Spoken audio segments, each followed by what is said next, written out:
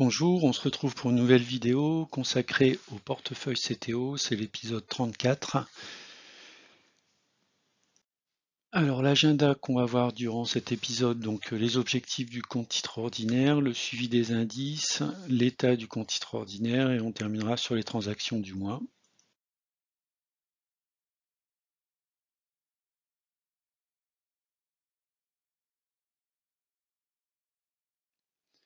On va démarrer par un avertissement. Je ne suis pas conseiller financier. Cette vidéo n'a pas pour but de vous proposer un placement financier ou un quelconque conseil d'achat, mais a uniquement un but pédagogique et de partage. Vous restez responsable de vos investissements.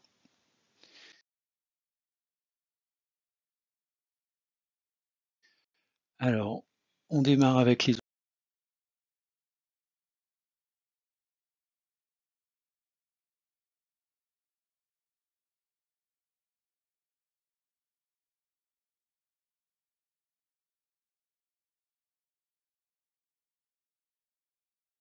objectifs du compte titre ordinaire, hein. Donc c'est un investissement avec un horizon de 15 ans, donc une contribution mensuelle de 350 € par mois, avec un objectif, donc alors j'ai mis de croissance, mais en fait d'évolution du portefeuille de 8% par an, ce qui nous donnerait donc en termes d'investissement total au bout des 15 ans 78 446 € d'investis, pour un montant total obtenu de 172 159 €. Bon, ce sont des chiffres, on va dire, qui correspondent à une simulation. La réalité sera sans doute un petit peu différente. Donc, ce qui me permettrait, si je n'utilise que 4% en fait du portefeuille par an et que je retranche les 30% de prélèvements obligatoires, ce qui me donnerait donc un montant net par mois, entre guillemets, de 401 €. Alors, où est-ce que j'en suis au niveau donc de l'évolution sur les différentes années? Donc, normalement, je devrais arriver ici en fin d'année avec un objectif initial de 34 183. Je suis largement au-dessus, je suis à 35 381. Donc là, j'ai un petit peu d'avance en fait sur les prévisions.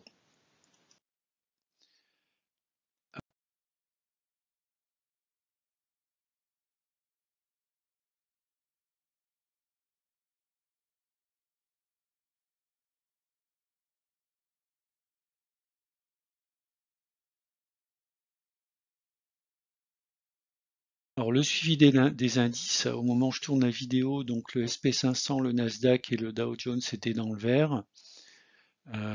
Donc la vidéo est tournée en fin d'après-midi, donc du 13 octobre. Alors ce qui est intéressant de retenir au-delà en fait, hein, du cours sur la journée, c'est de voir quand même que sur le mois, les indices sont en léger recul également sur 3 mois. Par contre, si on se projette sur une période plus longue, 6 mois, 1 an, 3 ans, 5 ans et 10 ans, on voit qu'on est nettement en plus-value si on a investi soit dans des actions des 3 indices, soit sur des ETF associés à ces indices. Le SP500, ça fait quand même 154% en 10 ans, 255% sur le Nasdaq et 119% sur le Dow Jones. Alors les marchés sont-ils à leur prix? Donc, si on regarde le SP500, donc c'est une droite de régression, alors logarithmique, hein, c'est pour ça que la courbe c'est pas une droite linéaire. À gauche en fait, vous avez une échelle qui est linéaire en termes de représentation. Par contre, j'ai appliqué sur le graphe non pas une droite de régression linéaire, mais une droite de régression logarithmique qui colle un peu mieux en fait à la forme de graphe de l'évolution de cet indice. Donc on serait sur une valeur théorique de 3768 points. On aurait un écart théorique donc par rapport au cours actuel de 13%, soit 1,63 écart type. Donc historiquement, en fait, on a de grandes chances de voir le SP500 corriger dans les semaines, dans les mois ou dans les années à venir pour attraper la droite rouge. Comme vous voyez, l'indice était de temps en temps au-dessus, de temps en temps en dessous. Et puis là, on est quand même depuis la dernière année, ces 2 dernières années, on est parti sur des sommets quand même assez élevés. Peut-être la formation d'un double top qu'on peut voir en fait se profiler sur la courbe. Alors si on regarde maintenant le Nasdaq, c'est un petit peu la même chose. Donc avec un écart type un peu plus petit, puisqu'il y a eu quand même une correction globalement du Nasdaq.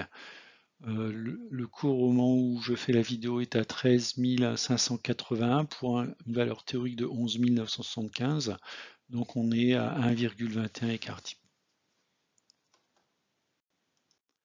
Alors si on regarde maintenant l'état du compte titre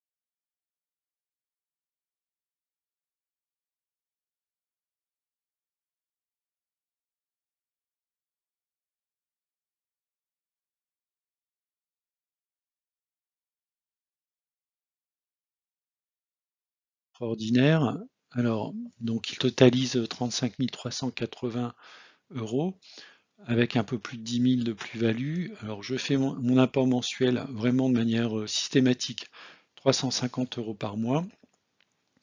On va le voir, j'ai vendu quelques lignes, ce qui m'a permis d'augmenter mes liquidités. J'ai 2761 euros de liquidité, soit 8% du montant global de mon portefeuille. Le compte titre ordinaire a été ouvert en décembre 2020, soit 34 mois. Dans 2 mois, on fêtera les 3 ans du CTO. Il présente une plus-value de 40%, soit sur une base annuelle de 12%. Sachant que mon objectif, c'est de faire une croissance de 8% par an. Donc si j'arrive à préserver ce niveau de croissance, donc par rapport au premier graphe que je vous ai montré sur la courbe des objectifs, je devrais être légèrement au-dessus en fait. Alors l'état du CTO au niveau graphique par secteur, vous avez en haut à gauche le mois dernier, et donc là on peut voir que la partie technologie est légèrement encore plus forte. 66,5, on va le voir, c'est à la fois lié à la hausse des actions et puis également aux ventes et aux achats que j'ai effectués ce mois-ci. Donc en deuxième position, on va retrouver les ETF, ensuite le cash pour 7%, ensuite la santé 5%, l'énergie 2,6% et enfin la finance 1,7%. Alors maintenant, si on regarde l'état du compte titre ordinaire avec un graphique par actif, donc on peut voir que 5 valeurs constituent 70% de mon portefeuille. Donc c'est Tesla avec 38%, le SP500 avec 10%, Alphabet avec 10%, Enphase avec 9% et l'ETF Nasdaq 100 avec 5,4%. Je m'aperçois ici, effectivement, j'ai Meta Platform 5,7% qui devrait plutôt venir devant le Nasdaq 100. Alors, je ne sais pas pourquoi le graphe n'a pas bien représenté en fait les secteurs. Si on regarde le détail par ligne, donc j'ai vraiment réduit depuis quelques temps le nombre d'actions dans mon portefeuille, et puis également au niveau des trackers que vous pouvez voir en dessous.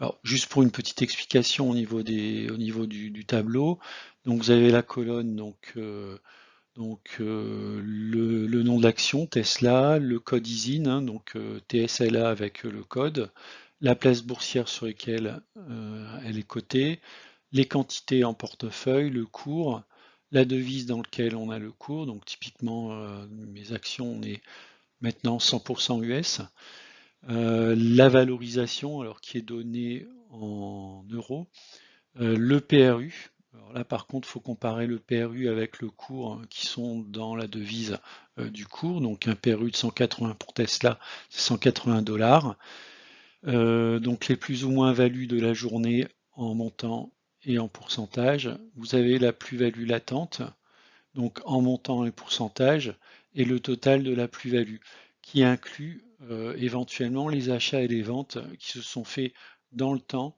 dans le cadre du CTO, depuis que je le possède. Donc on peut avoir une petite différence entre ces chiffres.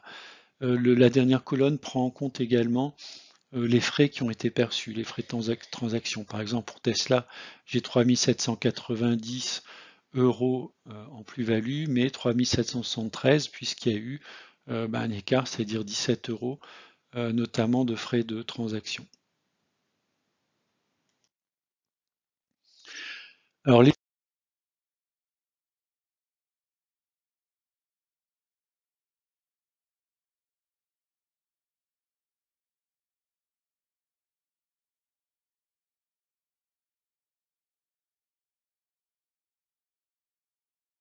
transactions du mois. Donc on va démarrer par l'ETF qui est basé sur les bons 10 ans US.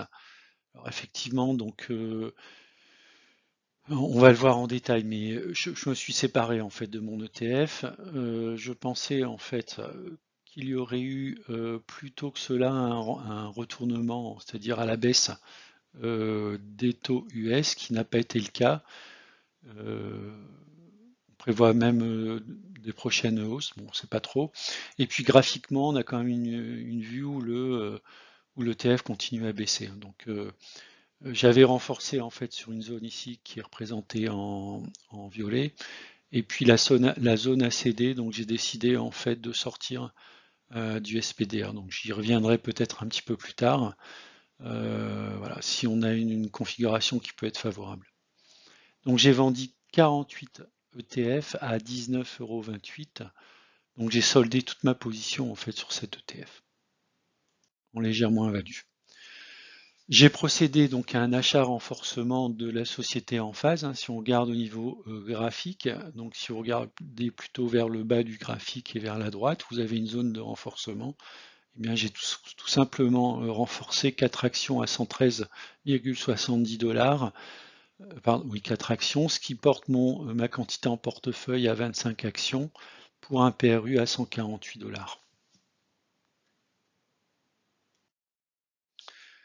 Voilà, donc je vous mets en détail ici les transactions. Hein. Donc j'avais acheté du 10 ans américain et puis derrière finalement j'ai tout soldé, toute ma position. C'est des choses qui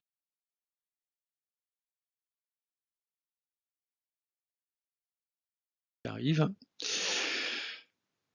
Voilà, donc si vous souhaitez, alors je vous ai présenté des droites de régression, si vous souhaitez également accéder à des droites de régression, donc pour tous les membres qui rejoignent ma chaîne, il suffit de cliquer sur rejoindre. Alors, il y a un petit coût qui est relativement faible, de 0,99 € par mois. Donc pour tous les membres qui rejoignent ma chaîne, donc en bonus, je vous donnerai l'accès aux droites de régression. Donc vous avez accès au CAC 40, au SBF 120, aux actions du Nasdaq 100 et du SP500, également une watchlist personnelle. Ensuite, je partage en temps réel donc mes ordres sur toutes mes transactions en fait sur le PEA, PEA, PME et compte titre ordinaire via des posts. Et également donc pour mes membres de la chaîne, je partage également des vidéos exclusives. Voilà, c'est la fin de la vidéo. N'hésitez pas à mettre des commentaires si vous le souhaitez et je vous dis à bientôt pour une prochaine vidéo.